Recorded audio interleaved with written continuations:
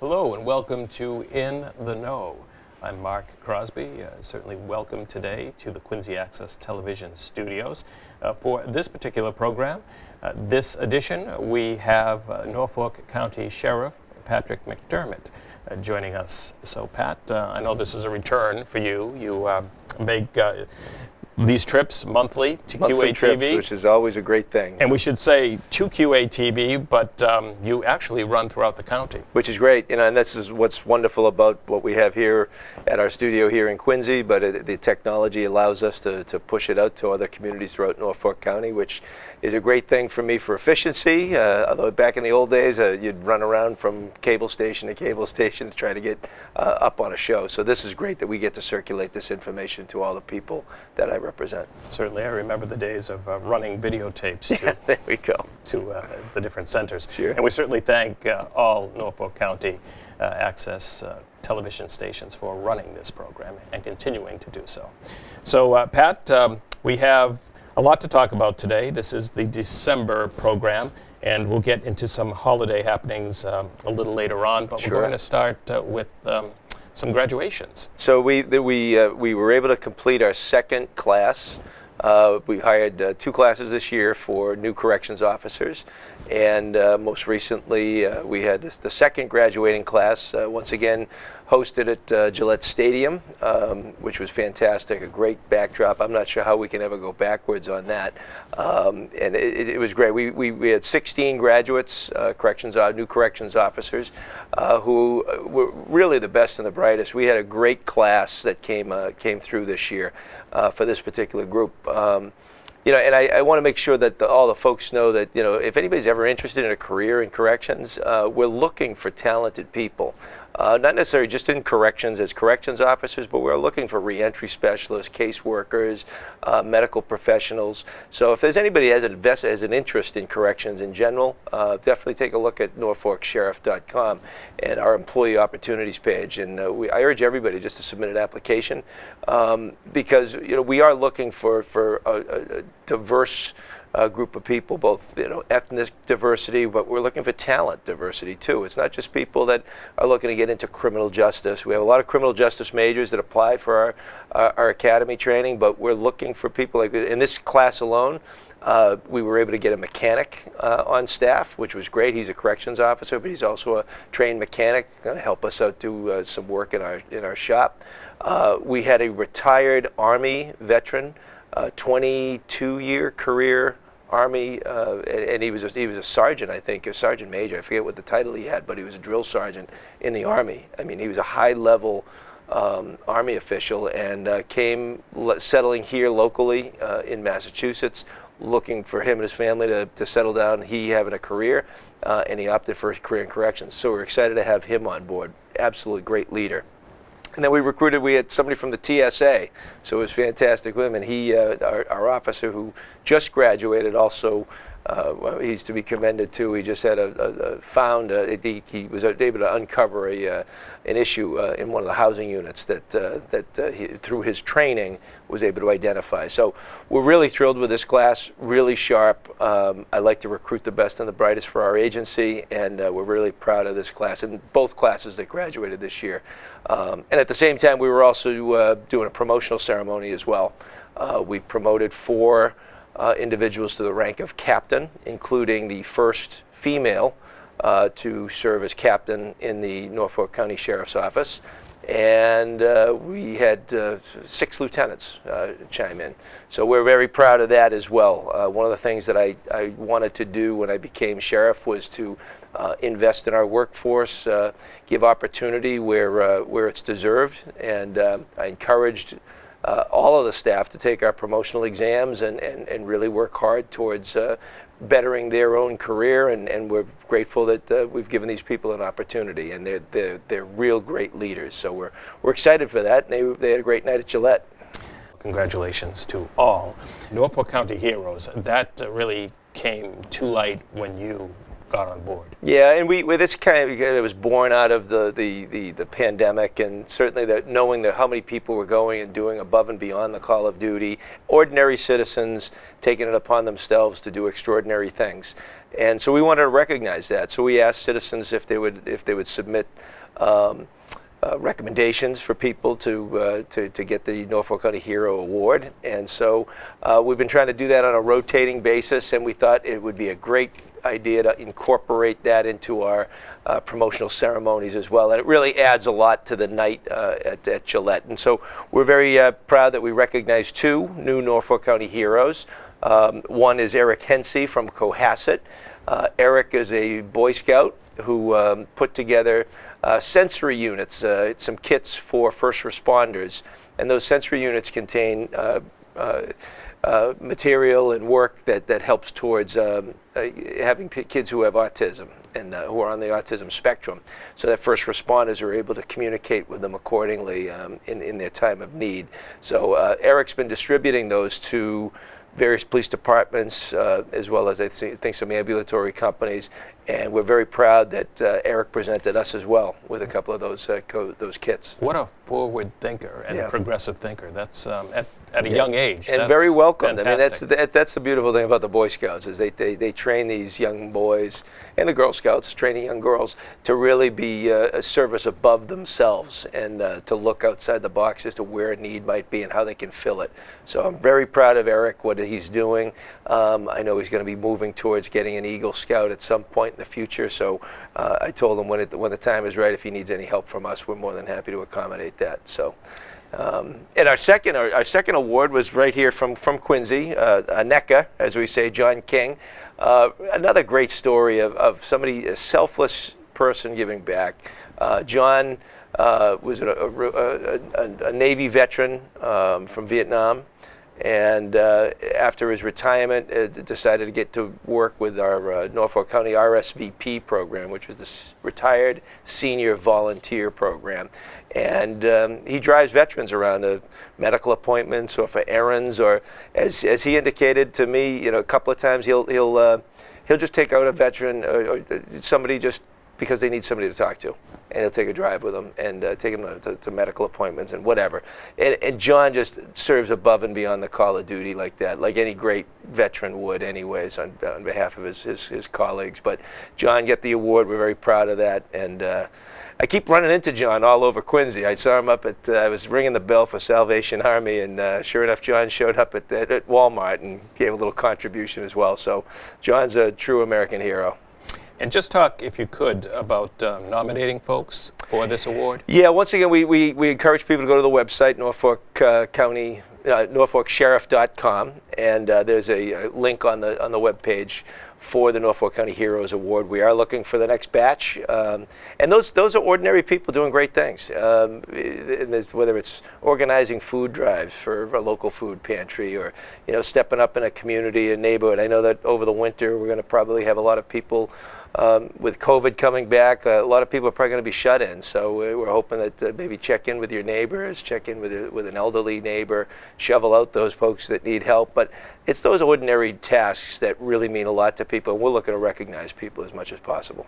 Talking about the season and holiday happenings, by the way, before we get to there, you and I, we were chatting about a song at the beginning of the, actually before the cameras were rolling, and we couldn't think of the artist that did the song. It's Johnny Mathis. Johnny Mathis, there we go. It's the most wonderful time of the year. That's the name of the game. So good segue into our Christmas and holiday season. So. But we will, it's a teaser because we will have some music at the end Fantastic. of the show. Yeah. So holiday happenings, there has been one event that the Sheriff's Office has hosted. There will be 2 others. Talk about that. There will be also a full-page slate for people that can, as you talk about the specifics, Good. People will get to see those as well. So one of the things we have in the Sheriff's Office is we have a lot of resources, which is great. And one of the resources, the gems that we have, is our Braintree campus.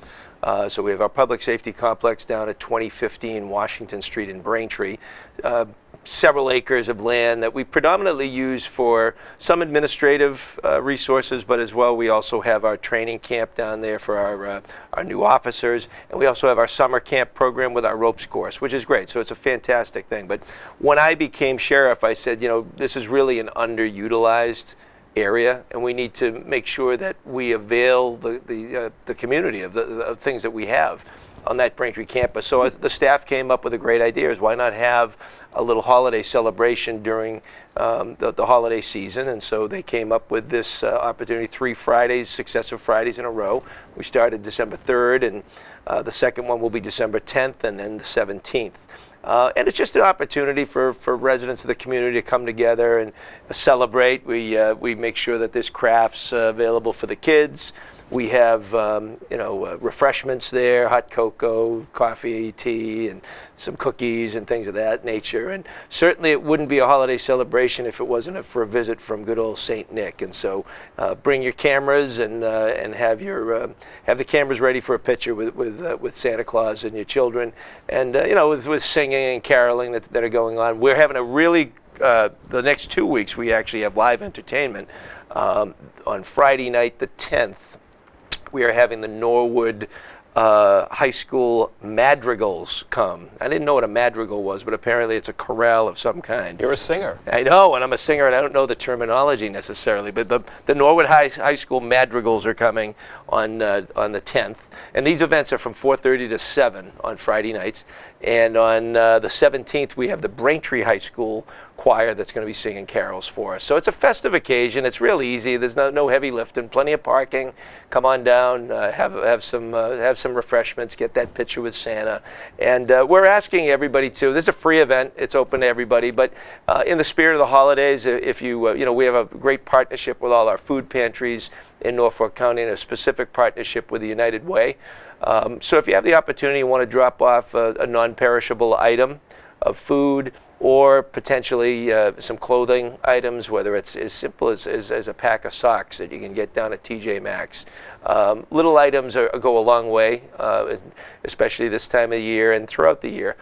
There's a lot of people still hurting through the pandemic, so at the holiday season, as much as it's fun and we want to celebrate a lot of things, we got to remember that there are people still hurting there. So if you can, bring down a small non-perishable gift of food or clothing, and we're going to make sure it gets in the right hands. Very nice. Sounds like a great event. Again, 3 evenings during the holiday season. Yes. The Norfolk County Sheriff's Office is also, I guess, internally having a gift drive. Yes, so we wanted to once again give back. One of the things I've instilled in the agency is to make sure that we have a vested interest in the community and making sure that we are always looking for ways to give back. So this year, the employees of the Sheriff's Office found a specific way to give back to those in need. And so we partnered with DCF, which is the Department of Children and Families, who often deal with some tough situations in families and kids from broken homes, and so we basically have partnered with them to give gifts to children who are involved in the DCF system, and to make sure that no child was going to go without a present this Christmas. And typical of what we've seen and what we've experienced with the Norfolk County Sheriff's Office, the response was so overwhelming that we had to partner with a second organization called Wonder Fund. And Wonder Fund also works with DCF to sponsor an additional 20 children who are involved in the DCF system. So it's really it's special to know that we're able to step up when they're in a time of need, and there's nothing more joyful than watching a child's face on Christmas morning when there's a gift for them, and that's just a precious thing. And to know that we've had a little bit of assistance in that makes the holiday season all that much more glorious. Absolutely. Thank you for doing that. Absolutely. I'm going to play Grinch for just a moment, unfortunately, but we do need to talk about scams. There are a variety of scams that happen during the holidays, but we're going to talk kind of about 2 that one does and the other one happens all year round. It really doesn't know a time frame. So the first one is recent reports of people posing as employees of the Norfolk County Sheriff's Office asking for money. Yeah, exactly, and this is a typical scam that comes through. Scams can come in all different forms. Obviously, there's phone scams, which is the most typical one. So but they all take the same kind of form, but just different ways they go about it, whether it's phone, email, or regular mail. This particular scam that's been most recently perpetrated against people is via the phone. And it's very rare. There are people that actually still answer the phone, which is kind of nice. But sadly, the recipient gets the phone call, and it's somebody identifying themselves as from the Norfolk County Sheriff's Office, and that they have to pay over amount of money, whether it's for some kind of fine or fee, or sometimes it's as sad as, we have your grandson in custody, and in order to get him out, you have to, wire over money or give us gift card numbers, and it takes a variety of form. But I always say, these are scams, and I emphasize the fact that people just need to be aware of the fact that we will never, as a sheriff's office, the police department will never call you up and do this. The IRS is never going to call you and do this, although that's another scam too. The IRS will call you up, and sometimes it's not necessarily a nefarious thing like we have your son or we have your daughter and blah, blah, blah. What it can be is a joyful thing. Is the IRS calls you up and says, "Hey, Mark, you're entitled to a refund. You overpaid your taxes this year." And you're like, "Oh my gosh, of course I'm looking for the refund." All you have to do is give us your checking account number, and we will wire you the refund. And that sounds great if the IRS is going to ever do that. But that's not the IRS. It's a scammer that's pulling this stuff off. Once you give them access to your bank account or your credit cards, that's when the sorry things happen, and it's very difficult to undo that. Sometimes with credit cards, at least there's some credit card protection involved, but with bank accounts, once they wipe you out, that money's gone. These people are most likely not from the continental United States. They're calling in from other countries. And the other thing that the scammers are putting forth too, most people say, "Well, I just check caller ID, and if it's some foreign number, I'm not going to answer it." Some of these numbers, that you can buy numbers that are local numbers. It looks as though it could be very similar to your child's phone number or your parent's phone number. So it's better off if you answer the phone call. If the scam comes through, you certainly should alert the police directly. And I know the Quincy Police, as well as all the police departments around Norfolk County, are very familiar with this. And you should identify that so that at least they can get a report going and get an alert out to people. It's very difficult to track these folks down because they usually hit and move on very quickly. And so even if you're on the do not call list, which is most of us have done that over the years, the perpetrators, these scammers, they don't care about a do not call list. They get through. They'll get through anyways. And the do not call list is great in that you will be prevented from hearing from, I'm dating myself, but like a Sears and Roebuck who's calling you all the time and trying to get you on the catalog list. Those calls will stop because you have reputable companies that don't want to be in violation of the do not call list. But scammers are not reputable. They don't do the right thing, so therefore they're going to continue to try to do these scams. Same thing happens in the mail. You'll get sometimes the scam is they'll send you an actual check and have you deposit the check, get cash, and then try to wire the money over to the person. They're just trying to wash the money or something like that. But at the end of the day, the check bounces, you're out that money, and they scam you out of it. So you got to be very careful about things that come through the mail as well. And technology is getting so great, even with email. So email and mail are the same thing. I've gotten so many emails from reputable, or allegedly reputable banks, like I have Chase, Capital One. It's very easy to replicate the logos of these banks, and they put them right in the letters that you'll receive in the mail or on an email. It'll look like a very legitimate thing. Oftentimes I'll look at who sent it to me, and you'll find that it's at AOL.com or at Gmail or at Yahoo, so you know that that's not coming from your bank. And 99.9% of the time, the bank is never going to ask you to do something via email like that. Your best bet is if it's asking for your credit card or asking for your bank, alert your bank or your credit card to ask them legitimately if there's a legitimate inquiry that's coming through.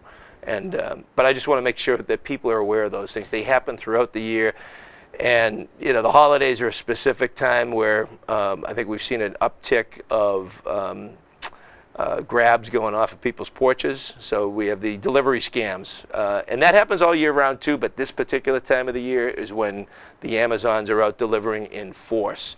So you got to make sure that you protect your packages. Be wary of delivery scams that come through via text message. A lot of people are trying to text you to say, hey, you have a missed delivery.